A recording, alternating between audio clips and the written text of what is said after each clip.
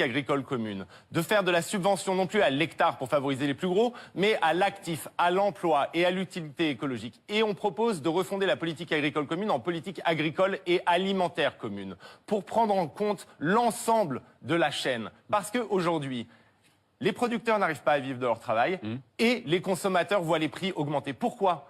Parce que sur la chaîne, il y a des gens qui font des marges et que ces marges, il faut les contrôler, les encadrer, les limiter et les taxer. Comment vous les contrôlez, les marges? Eh bien, justement, en faisant une directive européenne sur la transparence de la formation des prix et en encadrant les marges qui sont faites. Parce que quand les prix augmentent, eh bien, en réalité, les producteurs ne touchent plus les dividendes de l'augmentation des prix. Ce sont les acteurs de l'agrobusiness qui le font. Et la même chose s'est passée sur l'énergie. On a eu une guerre, l'invasion de l'Ukraine, l'explosion des prix de l'énergie. Et qu'est-ce qu'on a eu? Des bénéfices records des énergéticiens, ce qu'on appelle des super profits. En fait, avant, on appelait ça des profits de guerre. Eh bien, il faut, là aussi, les encadrer et les taxer. Et la France a été la plus mauvaise de l'Europe dans la transposition des directives européennes sur la taxation des super profits des énergies. Vous voulez que l'Europe elle-même puisse lever cet impôt? C'est-à-dire que ce ne soit pas seulement une taxe française, mais une taxe européenne? Il faut que l'Union européenne...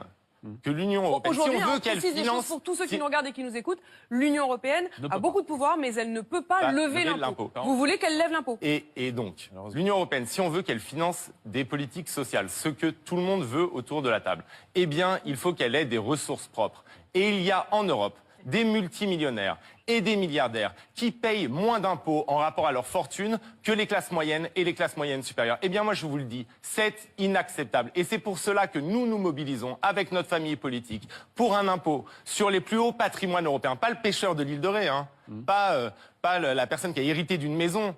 C'est l'exemple qu'on prenait pour justifier la suppression de l'ISF en France. Non, sur les multimillionnaires et les milliardaires On va parler d'impôts. Aujourd'hui ne payent pas assez d'impôts. On va parler d'impôts, Raphaël Glucksmann, et de la faculté de l'Europe à prélever des impôts. Attendez, Marie Toussaint, on vous a pas encore entendu. On va parler d'impôts.